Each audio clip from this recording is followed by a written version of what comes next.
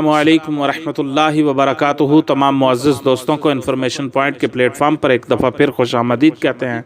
سامعین و ناظرین، ایک دفعہ کا واقعہ ہے کہ ایک چوہا کسی کسان کے گھر میں بل بنا کر رہتا تھا۔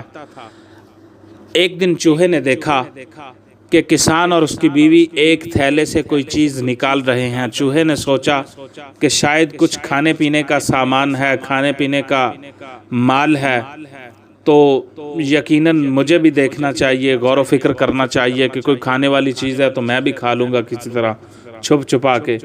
لیکن جب چوہے نے غور سے دیکھا، غور طلب نظروں سے دیکھا، تو اس نے دیکھا کہ کسان اور اس کی بیوی ایک چوہے دانی آپس میں لے کر کھڑے ہوئے ہیں اور اس کے بارے میں بات کر رہے ہیں۔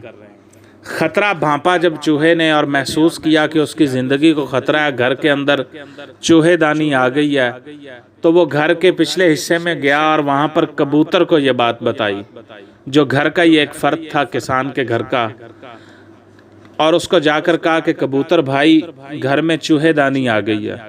تو کبوتر نے مذاق اڑاتے ہوئے کہا، مجھے کیا ہے، مجھے کون سا اس میں پھنسنا ہے، یہ میرا مسئلہ ہے ہی نہیں ہے، یہ تمہارا مسئلہ ہے، چوہے دانی میں چوہا پھنستا ہے۔ تو مایوس چوہا یہ بات بتانے کے لیے مرغے کے پاس چلا گیا اور مرغے کو جا کر بتایا کہ مرغے بھیا، گھر میں چوہے دانی آ گئی اور میری زندگی کو خطرہ ہے۔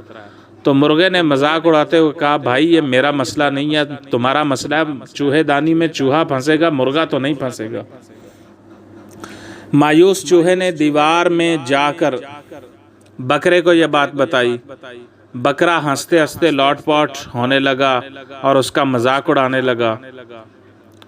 اسی رات کو ہوا یہ کہ چوہے دانی میں کھٹاک کی آواز ہوئی اور ایک زہریلا سانپ چوہے دانی کے اندر پھنس گیا۔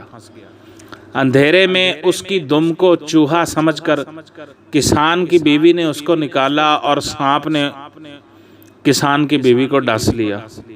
اب کسان کی بیوی یہ سمجھ رہی تھی کہ چوہا پھنسا ہے، لیکن چوہے دانی کے اندر زہریلا سانپ پھنسا تھا۔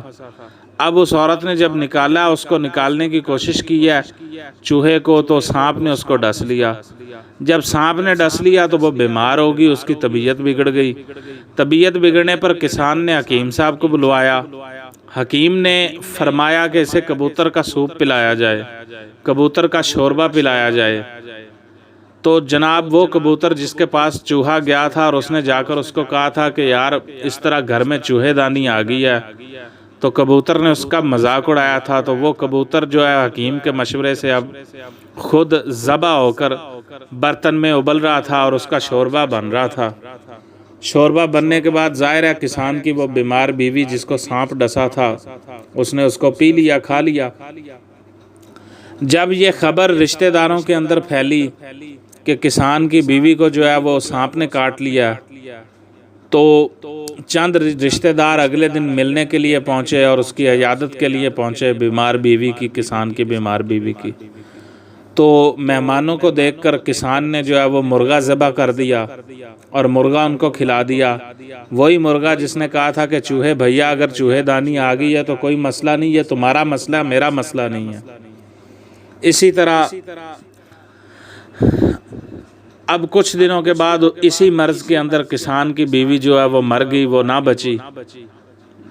جنازہ اور موت کی ضیافت جو ہوتی ہے اس کے اندر کسان نے بکرا ذبح کر دیا، وہی بکرا جو چوہے کو کہتا تھا کہ یہ تمہارا مسئلہ ہے، چوہے کا مذاق اڑاتا تھا، اگر چوہے دانی آ گئی ہے تو یہ میرا مسئلہ نہیں ہے۔ تو یہ تمام کام جب ہو چکے تھے تو اس وقت تک چوہا جو ہے وہ جنگل میں جا چکا تھا اور بہت دور جا چکا تھا۔ تو اگلی بار کوئی آپ کو اپنا مسئلہ بتائے اور آپ کو لگے کہ یہ میرا مسئلہ نہیں ہے، تو انتظار کیجئے اور دوبارہ سوچئے کہ ہم سب خطرے میں ہیں، ہم سب خطرے میں ہیں۔ سماج کا ایک عضو، سماج کا ایک طبقہ، ایک شہری خطرے میں ہو تو پورا ملک خطرے میں ہوتا ہے۔ اپنی ذات، اپنی مذہب، اپنی برادری، اپنی بھائی والی، اپنی طبقے کے دائرے سے باہر نکلیں، اپنے مذہب کے دائرے سے باہر نکلیں، خود کو محدود مت رکھیں اور دوسروں کا بھی احساس کریں، ہر ایک کے مسئلے کو اپنا مسئلہ سمجھیں۔ سامعین و ناظرین، اگر آپ کو ہماری ویڈیوز پسند آئیں تو براہ مہربانی ان ویڈیوز کو لائک کیجئے، شیئر کیجئے اور ہمارے چینل کو سبسکرائب ضرور کیجئے اور ساتھ موجود بیل کے آئیکن کو دبا دیجئے تاکہ ہماری آنے والی ہر نئی ویڈیو کی اطلاع آپ کو بذریعہ نوٹیفیکیشن موصول ہو سکے۔